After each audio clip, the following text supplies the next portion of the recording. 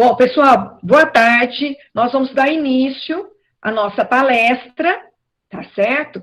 E antes da gente dar abertura, né, oficial, gostaria de agradecer, tá, a presença de todos os componentes do projeto Direito à Ação, porque sem eles a gente não estaria realizando essas palestras, tá certo? Nós vamos iniciar a nossa palestra com a doutora Ana Beatriz, que vai falar, né, sobre o assédio moral como concausa acidente de trabalho, que é uma coisa que anda ocorrendo muito, né, nessa competitividade que nós temos aí dentro do mercado de trabalho.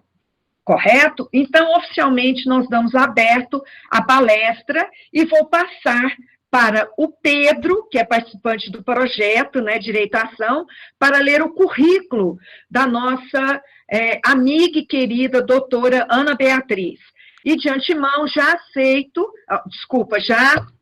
né, parabenizo a todos que estão aí para participar e também agradeço né, a doutora Beatriz, Ana Beatriz, a ter aceitado o nosso convite, tá? Passo a palavra agora para o Pedro fazer a leitura do currículo da doutora Ana Beatriz.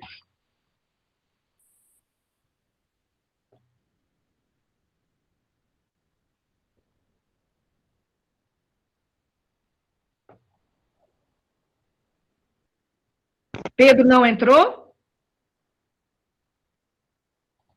Pedro? Pedro, cadê você?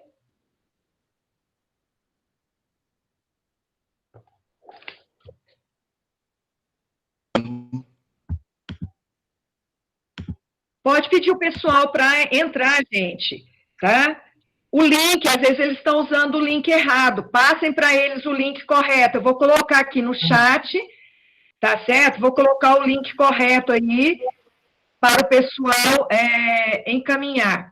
Agora, deixa eu ver qual que é.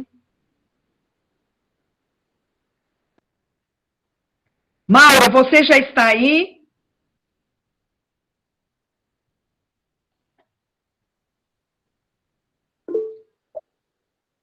Azul, a Maura ainda não conseguiu entrar. Não, às vezes ela está entrando pelo link errado. Maria Emília, coloca aí, por favor, o link. Já colocou, né?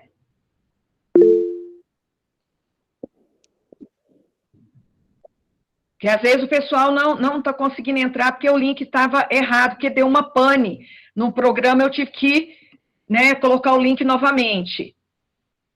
Já colocaram aí? Bom, o Pedro não entrou? Parece que ele entrou, Jussara. Eu não estou conseguindo vê-lo, deixa eu ver. Pedro, você está aí, meu amor? Não está, não estou vendo o Pedro aqui. Pedro, você está sem microfone, amor? Como é que você vai ler o currículo da nossa palestrante sem microfone?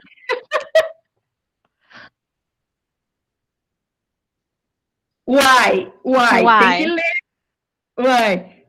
Então, peraí, gente, deixa só um minutinho, tá? Só um minutinho.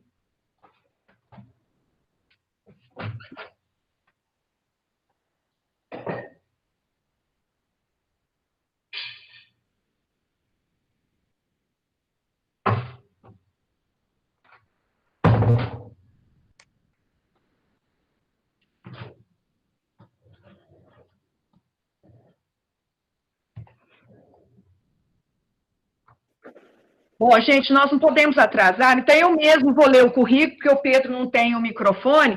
Me desculpem, tá, pela falha, mas ele tinha dado o nome para fazer, né, a leitura, mas com certeza aconteceu algum probleminha e ficou aí sem o microfone. Então, vamos lá. Doutora Ana Beatriz Nunes Paulino, ela é pós-graduada em Direito do Trabalho e Processo de Trabalho pela USP de Ribeirão Preto, está pós-graduada em Direito Civil e Processo Civil pela Universidade Presidente Antônio Carlos, pós-graduada em Direito Público pela PUC Minas, advogada, coordenadora da Escola Superior de Advocacia na OAB Uberaba e ex-assessora de juiz do Tribunal de Justiça de Minas Gerais. Doutora Ana Beatriz, tá, tem a palavra aí para começar a sua palestra e agradeço novamente o convite. tá? Pode começar a palestra. Jussara, muito obrigada. Eu estou muito feliz de estar aqui hoje. Boa noite, pessoal. Eu espero que todos estejam me vendo e me ouvindo. É a minha primeira manifestação virtual, então estou um pouco perdida aqui nesse encontro. Mas eu espero que dê tudo certo. A Jussara me presenteou com esse tema, né, Jussara? É um tempo Assédio bom. moral é, é um tema relevante, um tema atual, mas é um tema complexo. Eu não sou professora, eu sou advogada, mas eu vou tentar ser o mais didática possível para a gente conseguir, quem sabe, alcançar um conhecimento coletivo a partir dessa reunião, né, Jussara? Melhorar o Certeza. conhecimento que a gente já tem, né, todos nós. Então, eu estou aqui com a minha colinha, vou me recorrer a ela. Vocês me desculpem se eu ler alguma coisa aqui, mas eu me preparei com muito carinho durante a semana passada toda, porque eu acho que quando a gente é convidado para participar de um evento desse, a gente tem mais do que a obrigação de nos preparar bem, porque é a forma que a gente tem de valorizar o nosso ouvinte, né? Então, eu estou muito agradecida, muito feliz e eu espero que seja um bom encontro. Inicialmente, eu gostaria de dizer para vocês o seguinte: o assédio moral é uma prática, uma conduta que a gente tem que combater, não só exigindo uma legislação federal específica deste tema, mas principalmente desenvolvendo no âmbito organizacional uma educação e uma cultura de respeito ao próximo, né? O assédio moral ganha espaço num ambiente organizacional onde essa cultura é deixada de lado, é esquecida ou não é ensinada, não é colocada em prática, não é fiscalizado esse respeito, né, entre colegas de trabalho. Então, o assédio moral nada mais é do que essa conduta abusiva, ofensiva, que atinge a personalidade, a dignidade, a integridade física, psíquica do colega de trabalho, fazendo com que ele perca o emprego, degradando o ambiente de trabalho. Isso é conceito de assédio moral. Os doutrinadores, eles não divergem muito do conceito de assédio moral. É importante frisar esses elementos, essa conduta típica, ofensiva,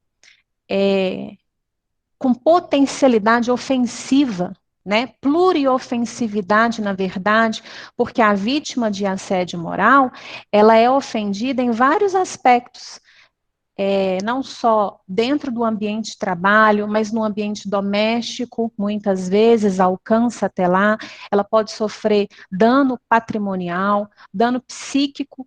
Então, essa pluriofensividade, é, essa para que caracteriza essa conduta, né, como sendo uma conduta de assédio moral, é importante que a gente pesquise isso quando vai levar um caso desse a juízo, para ficar bem caracterizado, que não é uma prática de cobrança, por exemplo, de metas comum na empresa.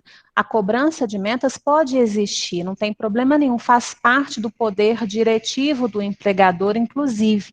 Mas a forma como a meta é cobrada, ou às vezes a meta imposta, que é uma meta inatingível, uma meta irrealizável, aí sim pode ser caracterizado o assédio moral. Além disso, gente, é importante frisar que essa conduta precisa ser repetitiva. Dificilmente um único ato ofensivo vai caracterizar o assédio moral. Pode caracterizar outro tipo de ilicitude, mas não o assédio moral que requer essa repetitividade e que se prolongue no tempo. Tá? Então, conduta típica, potencialidade ofensiva, repetição, esse prolongamento no tempo são elementos do assédio moral. Como vocês já devem ter percebido, o assédio moral, então, tem três atores. O sujeito ativo, também conhecido como o agressor ou perverso, que é quem pratica o assédio moral. O sujeito passivo é a vítima do assédio e os espectadores são as pessoas que testemunham o assédio, presenciam o assédio moral. O agressor, o perverso, no atual contexto de trabalho, ele não tem um perfil pré-definido. Mas, geralmente, em 90% dos casos, inclusive, segundo pesquisas, o assédio moral é praticado por um superior hierárquico.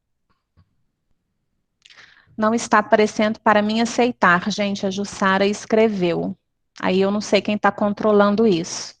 Pode, Pode prosseguir? pode ficar despreocupado, isso aqui a gente está só entre o grupo, tá? Ah, Pode tá ficar bom. tranquila. Tá, jóia. Bom, então retomando, não existe um perfil então pré-definido para o agressor. Porém, segundo pesquisas, em 90% dos casos, o assédio é praticado por um superior hierárquico. E é relatado, inclusive, que em 50% das situações, a vítima de assédio sofre isso pelo menos uma vez por semana. Segundo essa pesquisa, vou ler para vocês, mais de 80% das vítimas relatam perda de ânimo, problema de memória, sensação de enlouquecimento, baixa autoestima e depressão em razão da prática do assédio moral.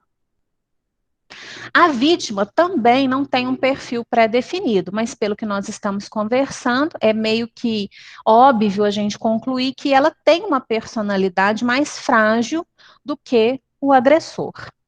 E os espectadores são as testemunhas, são aquelas pessoas que presenciam o assédio moral, né? São as pessoas que muitas vezes as próprias testemunhas são coibidas pelo agressor de defender a vítima ou de minimizar os efeitos, né, do assédio sofrido pela vítima. São estratégias que o agressor usa para atingir o objetivo dele, que é assediar.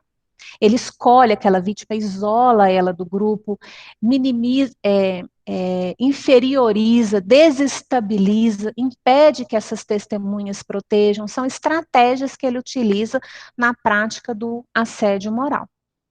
O assédio, gente, ele pode ser praticado verticalmente, de cima para baixo ou de baixo para cima, embora nós já vimos que é muito mais comum de cima para baixo, do superior para o subordinado, mas também pode ser praticado horizontalmente entre colegas.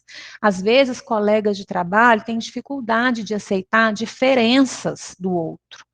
Recentemente, nós tivemos no escritório uma pessoa que se achava vítima de assédio, portadora de deficiência física.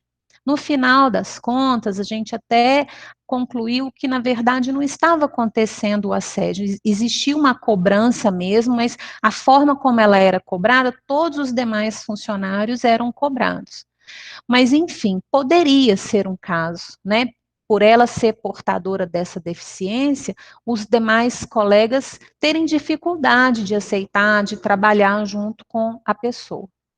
E pode acontecer também dos subordinados se unirem contra um superior e tentar assediá-lo, né, não aceitar aquela liderança. Mas não é comum, né? Nos dias atuais, a gente sabe que as pessoas querem mais é preservar o emprego. Então, o mais comum realmente é o assédio praticado por um superior em desfavor de um subordinado.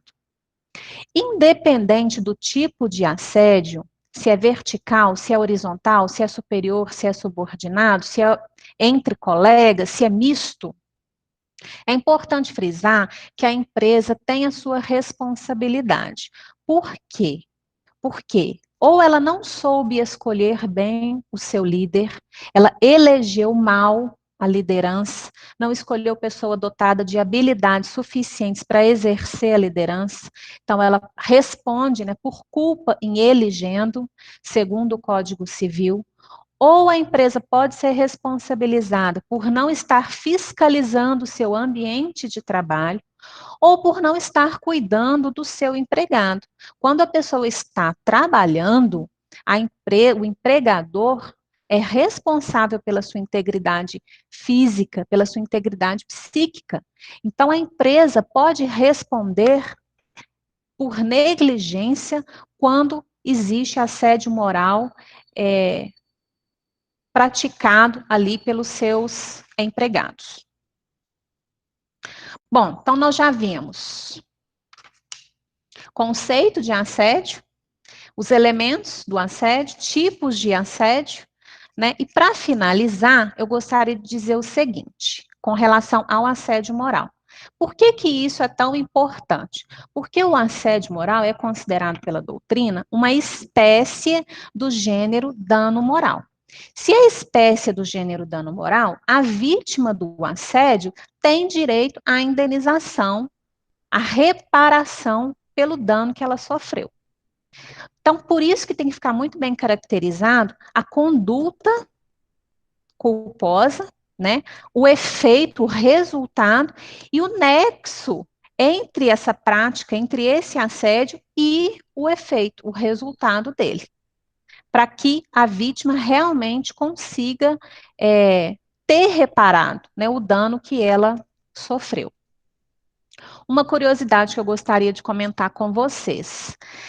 O primeiro país a incorporar no seu ordenamento jurídico o conceito de assédio moral foi a Suécia, no ano de 93. Vou ler para vocês aqui o conceito lá na Suécia de assédio moral. Conceitua o assédio como recorrentes ações reprováveis ou claramente hostis, empreendidas contra trabalhadores individuais, de tipo ofensivo, de tal modo que suponha o isolamento destes trabalhadores do coletivo. Foi o primeiro país no mundo, no ano de 1993, o assédio moral. Tem relatos que ele ocorre desde o feudalismo, não com esse nome, claro, né? Mas só em 93, o primeiro país do mundo a incorporar o conceito dele no seu ordenamento jurídico. Aqui no Brasil, o assédio moral é coibido primeiro pela Constituição Federal, né? Que traz a dignidade da pessoa humana e os valores sociais do trabalho como fundamento do Estado brasileiro. Então, começa por aí a proibição do assédio moral e o dever de indenizar. Infraconstitucionalmente, eu posso citar aqui a Lei 80, que prescreve o seguinte: a saúde, ela é um dever do Estado. A saúde é um direito fundamental do ser humano e um dever do Estado. E a empresa é responsável por essa saúde, por meio de políticas que visem a redução de riscos de doenças. E isso está previsto na nossa legislação infraconstitucional. É a Lei 80 de 1990.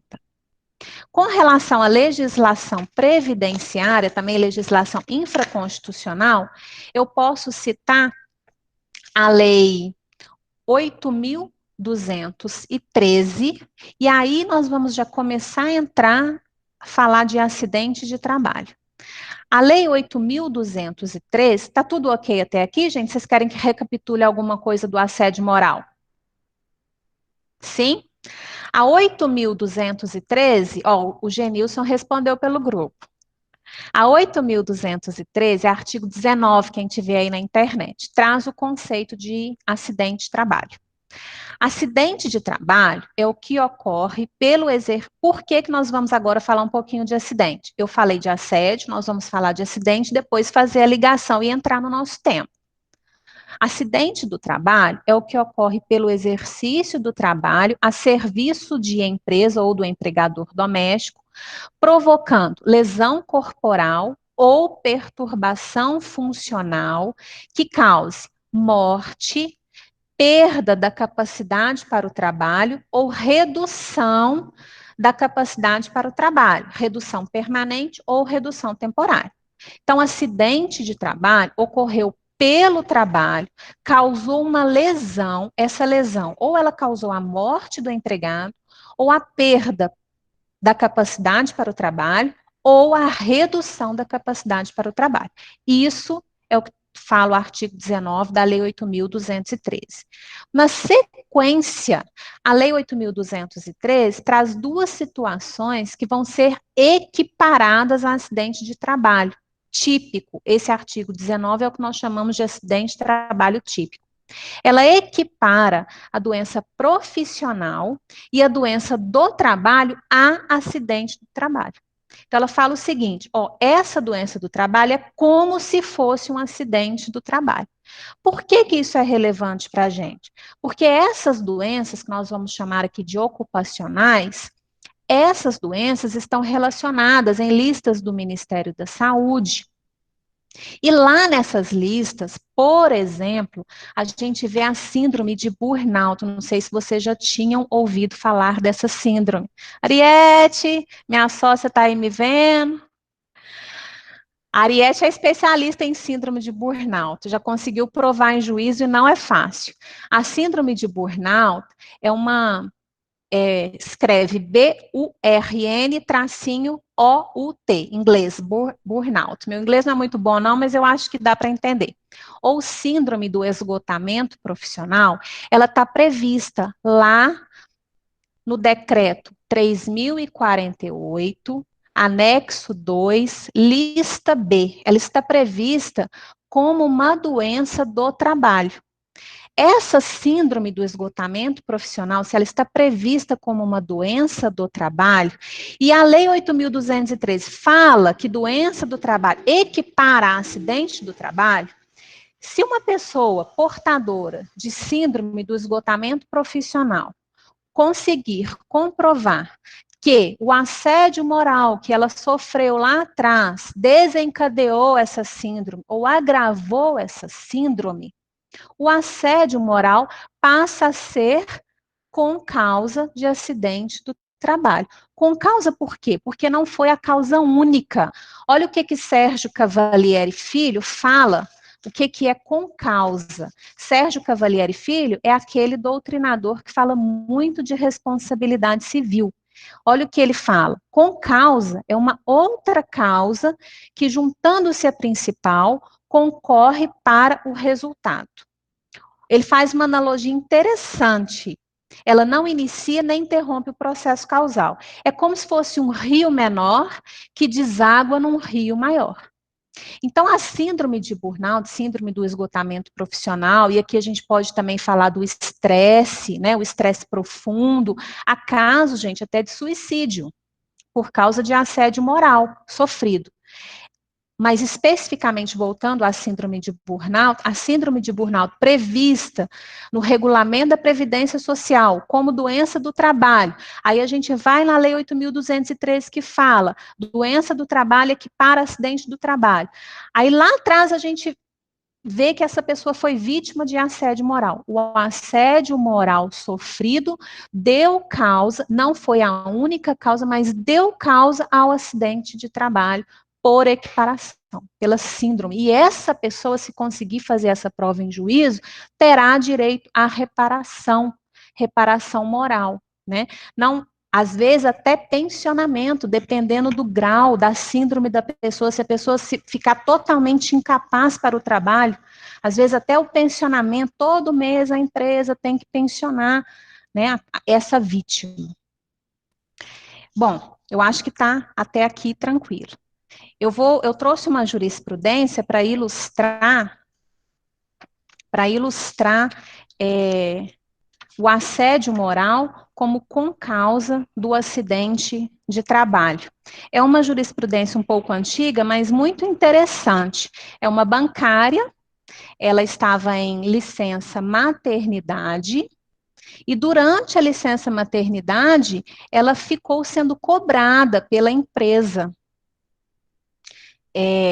Por provavelmente trabalhos que tinham ficado parado, né, quando ela saiu de licença. No 14º dia após ela dar à luz, ela sofreu um acidente vascular cerebral.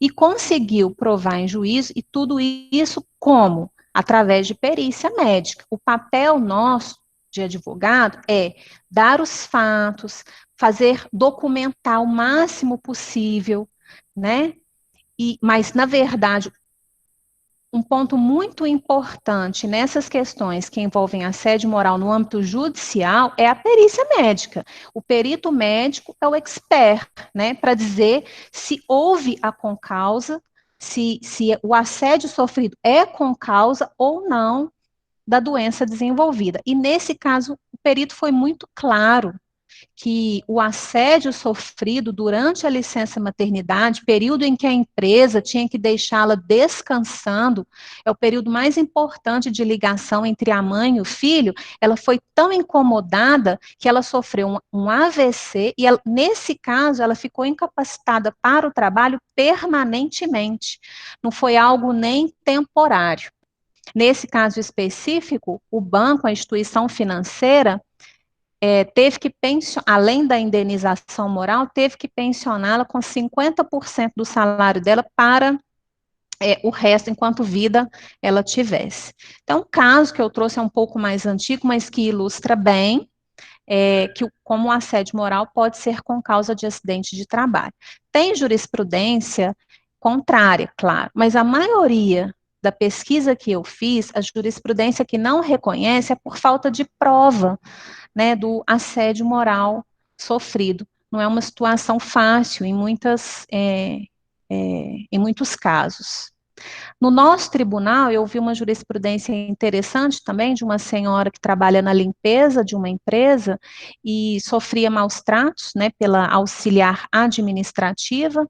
Ela era até discriminada, quando ela chegava em determinado local, a auxiliar administrativa pronunciava, nossa, que cheiro ruim, e isso era de conhecimento de toda a empresa, chegou ao conhecimento dos superiores, ninguém fez nada, né, as testemunhas não conseguiam coibir essa situação, e essa senhora também ela não desenvolveu síndrome de burnout, ela desenvolveu um estresse muito grande e conseguiu em juízo comprovar que o assédio moral concorreu para essa doença dela.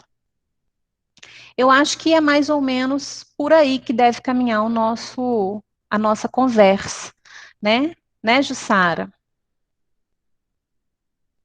Isso, doutora Beatriz.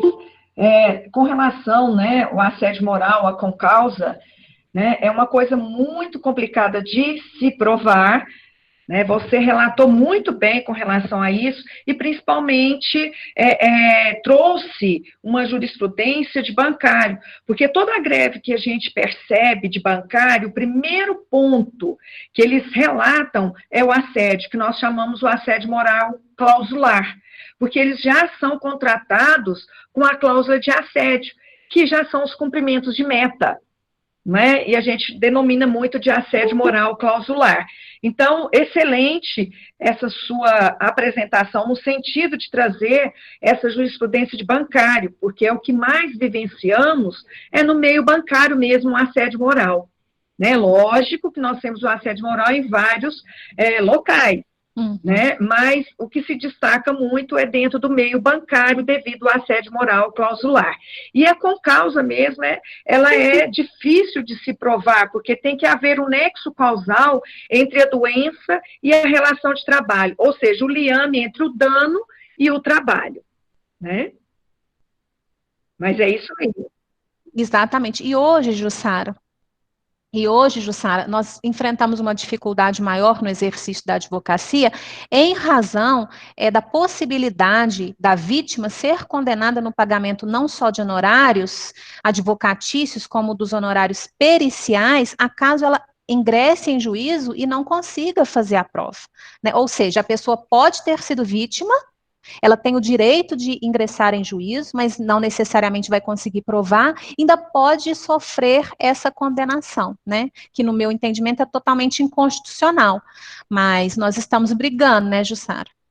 Nós estamos brigando com relação a isso. E é muito complicado, porque o nexo causal é através de um laudo, e discute-se essa questão do laudo, porque nós sabemos que um laudo pericial, mesmo que seja liberado pelo INSS, isso é plausível da gente fazer um questionamento.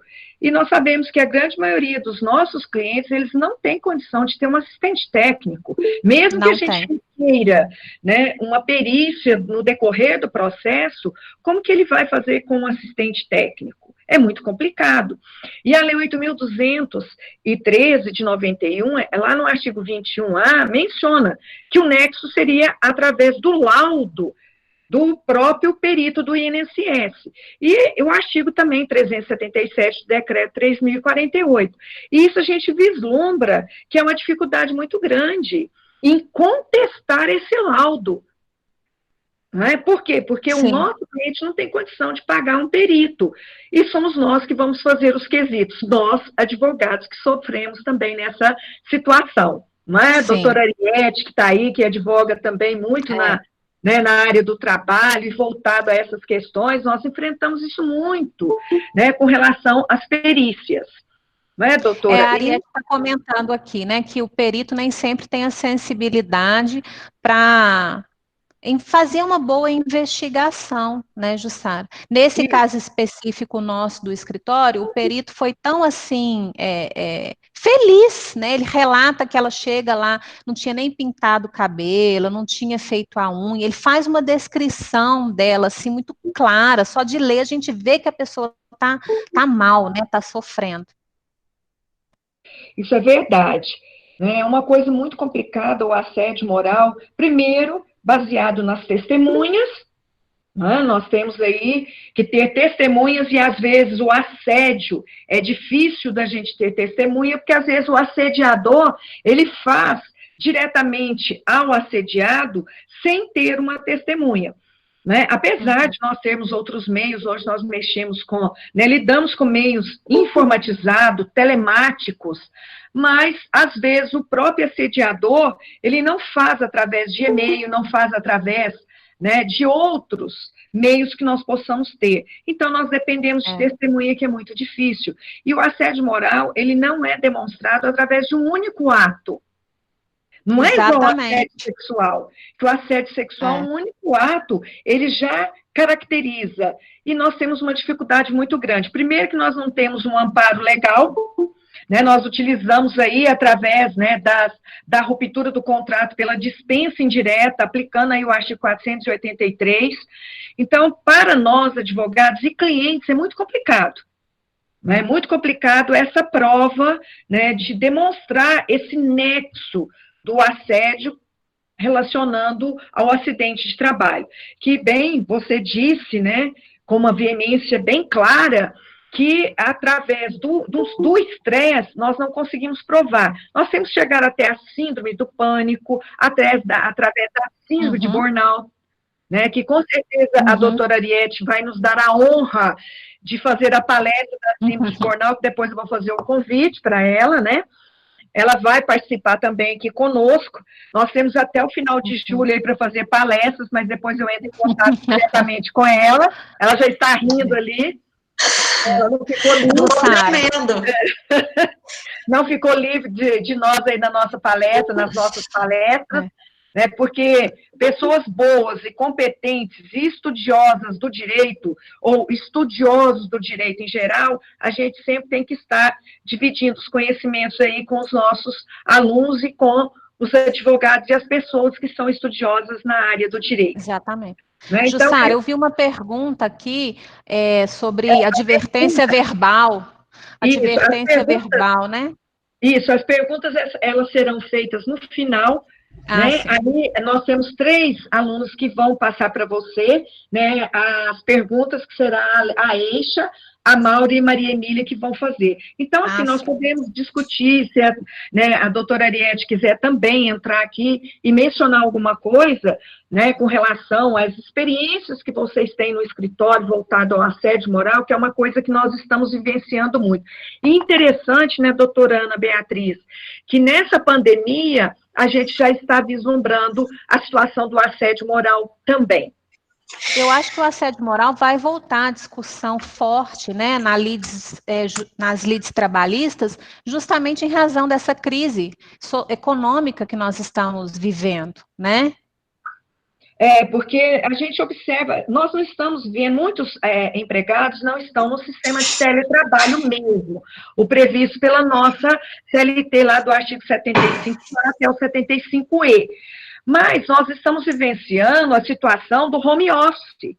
Sim. Não é? Porque totalmente diferente o teletrabalhador com home office.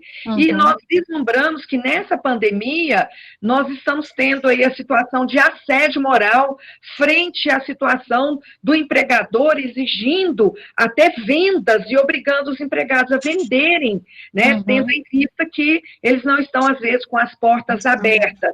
Então, eu creio que após a nossa pandemia do coronavírus, vai vir a pandemia do judiciário trabalhista, Sim. né?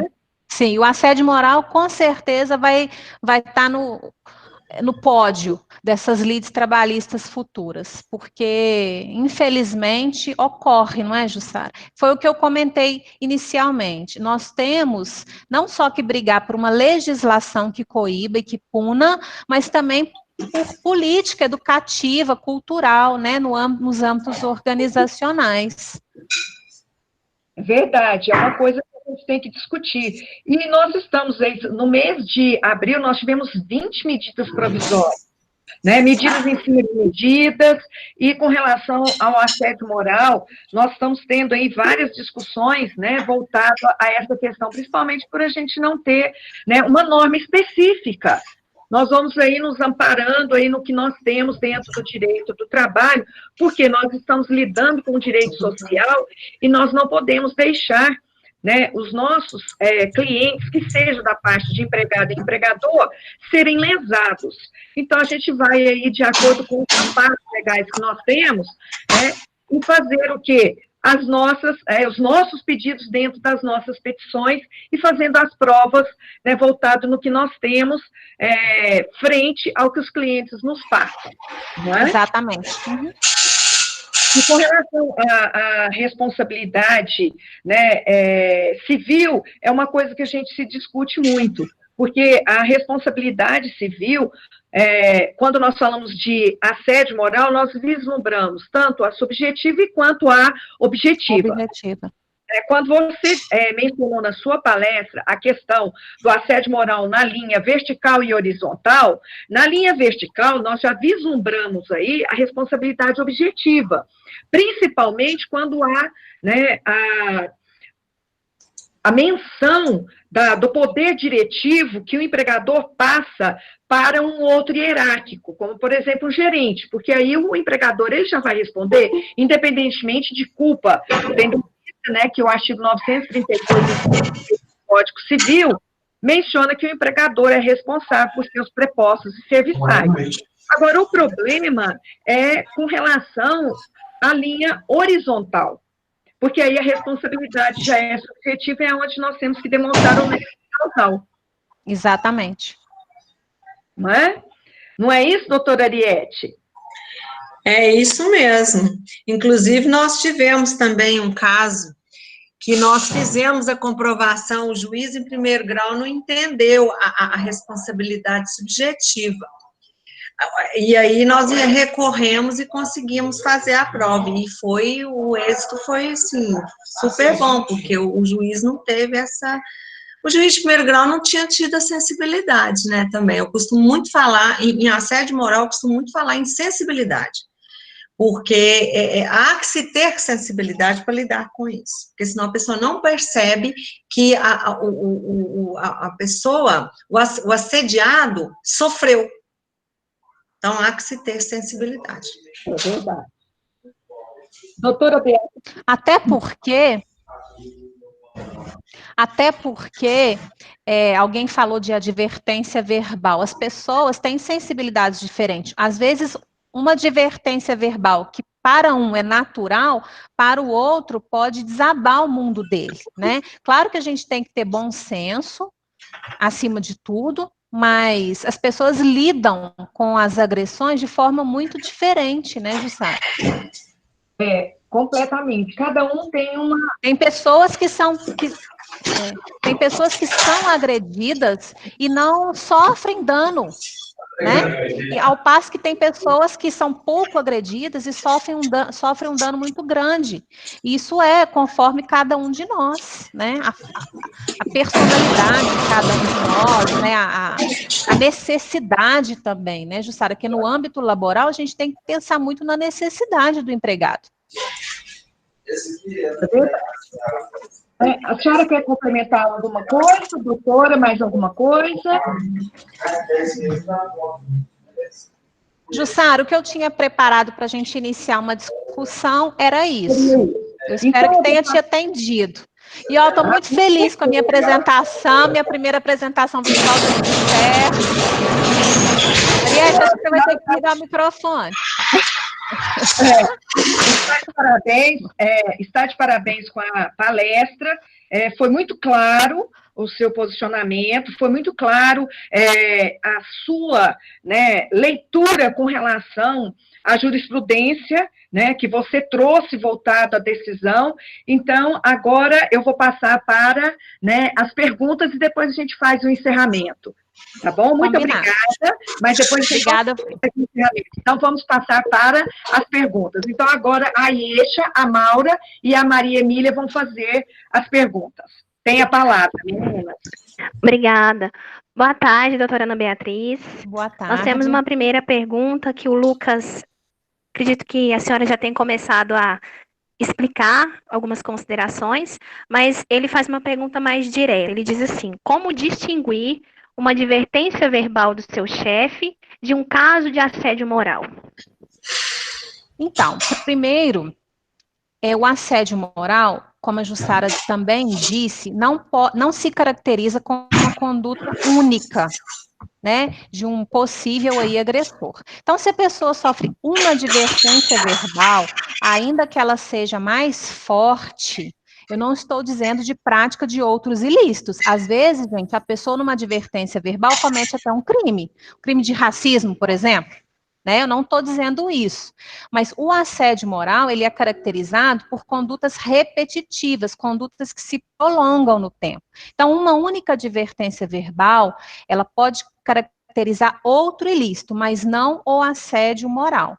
E aí, se não for uma advertência verbal que caracterize um crime, por exemplo, uma advertência verbal mais forte, mas que não caracterize um ilícito, é uma questão de bom senso, como eu disse anteriormente, né? Nós temos que avaliar quem deu a advertência, quem recebeu a advertência, o motivo, porque tem empregado que, às vezes, precisa ter um pouco mais de pulso forte, né, para você conseguir um resultado dele, e não necessariamente isso é assédio moral.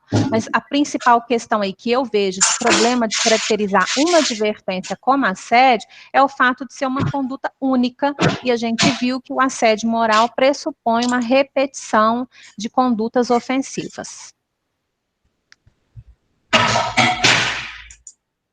Muito obrigada pela pergunta, viu, Maura? Obrigada pela resposta. A Iesha vai dar continuidade à leitura das próximas perguntas. Tá. Boa noite, doutora. Boa noite. O Genilson, ele perguntou, assim, assemelha muito com o adicional de penosidade ou não? Porque, de fato, o adicional de penosidade é uma forma de estresse, entre outros.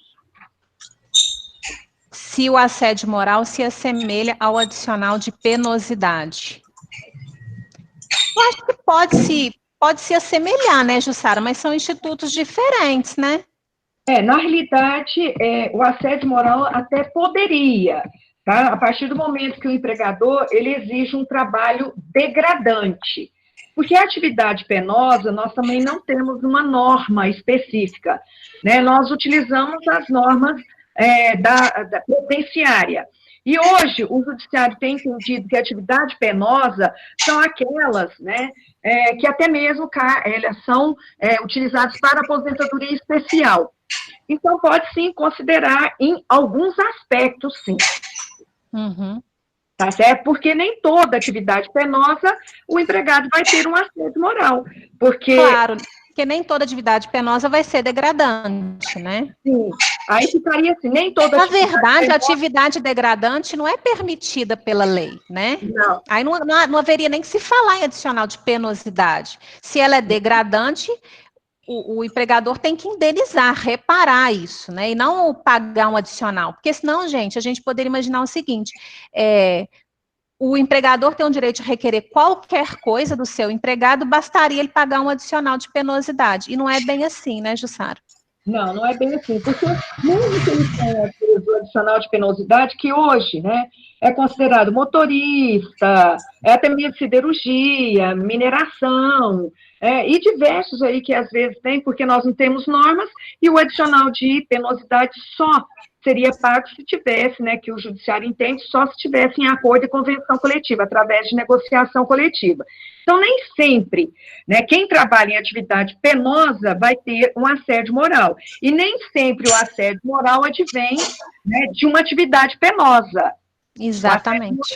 O assédio moral advir através de quê? De atos repetitivos do psicoterrorismo, qual o empregado ou os seus gerentes ou superiores aí, né, eles cometem esse psicoterrorismo com os empregados, que chega a dar o quê? Um dano, né, entre a relação de trabalho e a doença que ele veio a adquirir, que seja o estresse, que seja a síndrome do pânico e até mesmo a síndrome de burnout.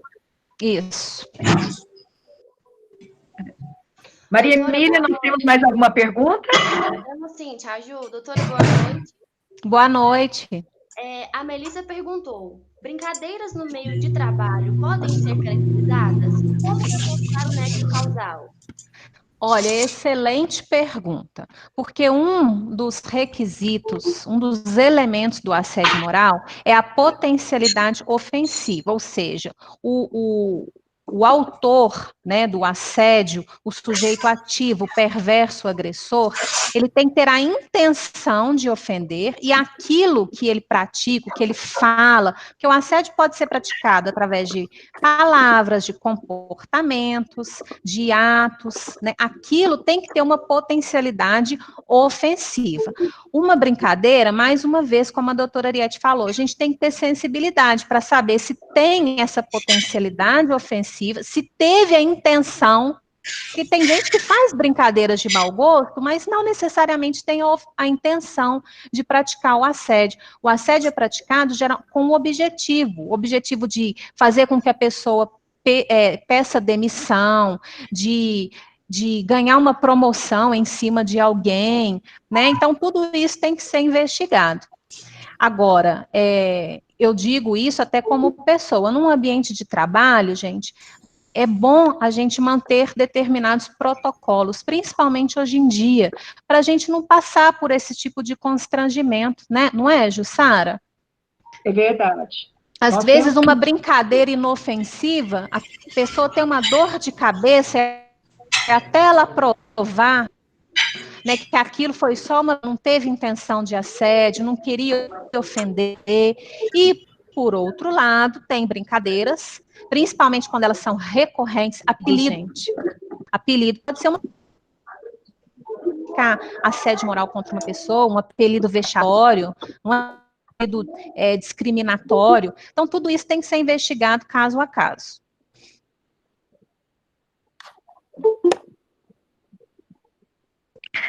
Bom, a próxima pergunta, doutora Ana Beatriz, é do Luiz Henrique. Se a empresa não toma providências, no caso do empregado que é constantemente humilhado por outro, fica estabelecido o dever de indenizar? Não fica estabelecido sem processo judicial, mas se for a juízo e a vítima conseguir provar, como o caso que eu relatei anteriormente, até aqui do Tribunal Regional do Trabalho da Terceira Região, a moça da limpeza era constantemente assediada pela superiora, né, a auxiliar administrativa, inclusive quando ela passava nos corredores, o sujeito ativo, né, do assédio, comentava, ai, que cheiro ruim, quer dizer, querendo humilhar a pessoa, e isso chegou ao conhecimento de todos na empresa, e ela conseguiu provar isso em juízo e foi indenizada. Então, depende de prova. Estabelecido o dever de indenizar por lei, mas provado o fato. Acho que é por aí, não é, Ariete? É isso mesmo.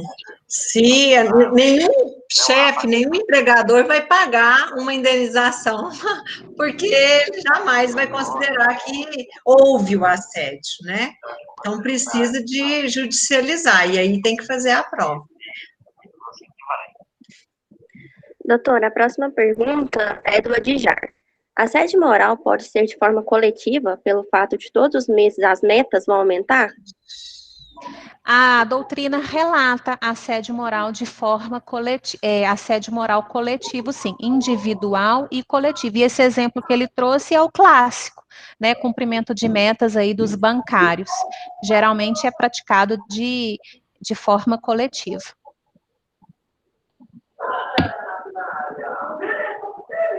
Você terminou sua tarefa? Deixa eu ver. Como fica o assédio moral em relação aos estagiários, já que não existe um vínculo empregatício?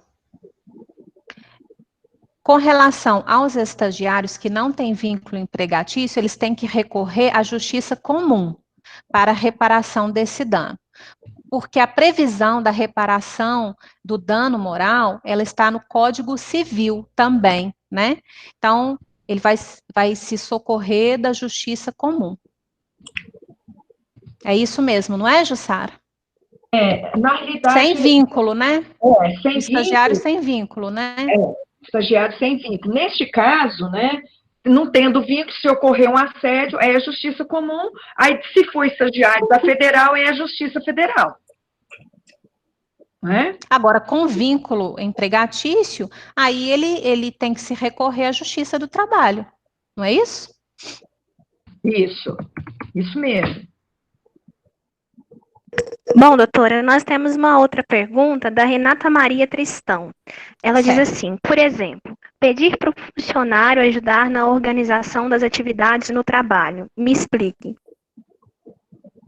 Se pedir para o funcionário ajudar na organização do trabalho, se isso seria assédio? Isso, foi o que eu entendi na pergunta.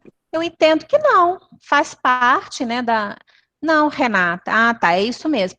Não, Renata, pedir para o funcionário ajudar na organização do trabalho pode ser caracterizado, eu acho que eu estou entendendo a sua pergunta, como um desvio de função, mas não necessariamente um assédio moral. Era isso, Renata, que você queria saber?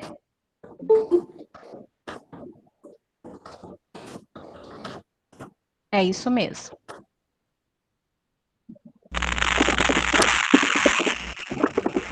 É porque ela escreveu aqui, não está podendo pedir nada.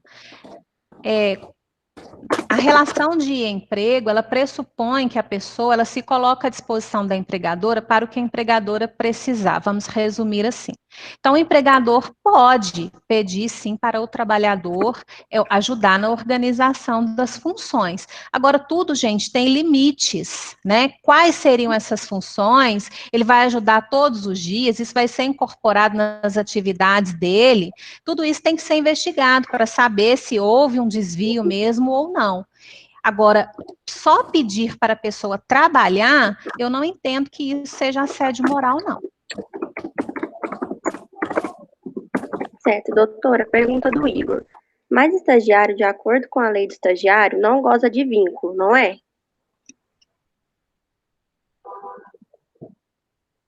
De acordo com a lei do estagiário, salvo engano, não, ele não tem vínculo empregatício. A Jussara, às vezes, me ajuda aí, Jussara, com relação à lei do estagiário. Não, eu estava até digitando aqui, eu não prestei atenção muito na pergunta. Qual é a pergunta? A lei do estagiário, ele não tem vínculo empregatício pela lei do estagiário, né? Não existe vínculo. O estagiário não tem vínculo empregatício. Né? Ele pode ter o vínculo reconhecido se ele provar que o estágio foi desvirtuado, certo? Sim, mas isso se for empresa privada. Né? Se for empresa pública, ele nem vai ter, porque empresas públicas, no caso de fórum ou empresas públicas, mas é de concurso, então não tem como nem provar, que é através de concurso. Né? Então, aí não teria condição de ter aí qualquer reparação nesse sentido, ou pedir um vínculo empregatício, porque não teve concurso. Né? Mais alguma pergunta? Mais uma pergunta. A pergunta da Evelyn. Doutora, uma funcionária que trabalha durante o dia e é chamada para resolver assuntos de trabalho durante a noite via WhatsApp, é assédio? Não, não é assédio, não.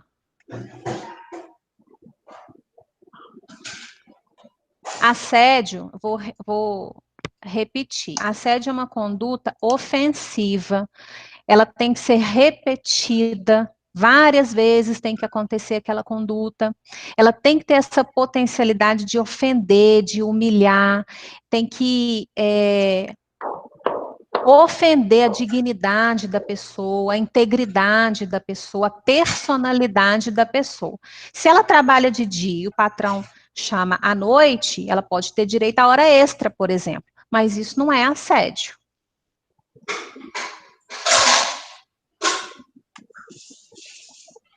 Maura, nós não temos mais nenhuma pergunta, né? Que eu estou olhando aqui. Não, nós não temos mais nenhuma pergunta. E gostaríamos de passar para os agradecimentos finais, se a senhora não tiver mais alguma outra coisa para dizer. Eu gostaria de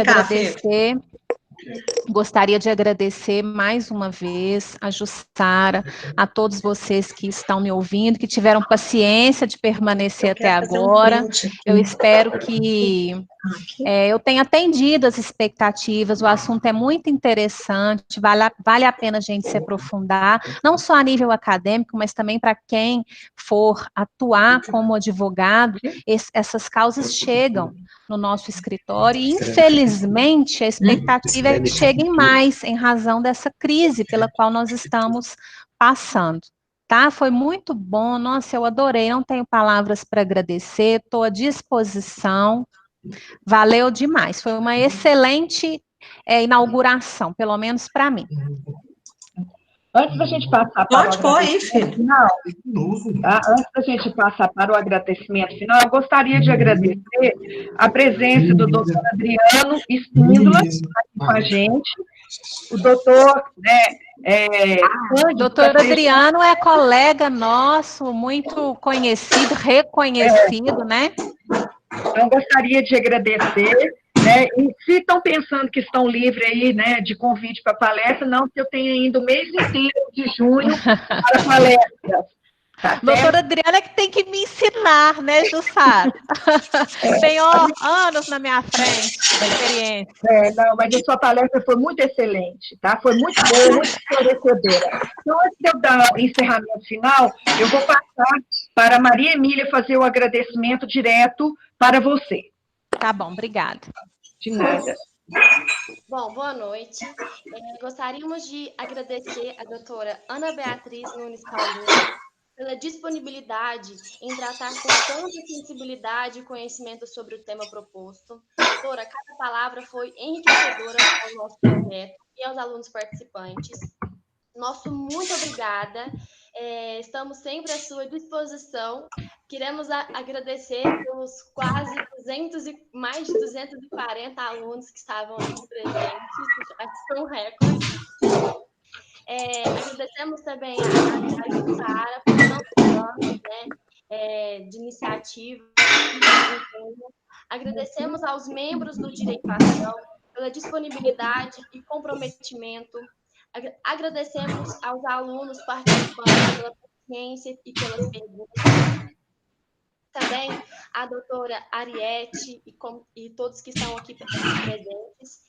Remotamente temos trabalhado para cumprir a função social deste projeto e fazer jus ao nome de extensão. Muito obrigada a todos, tenham uma boa noite.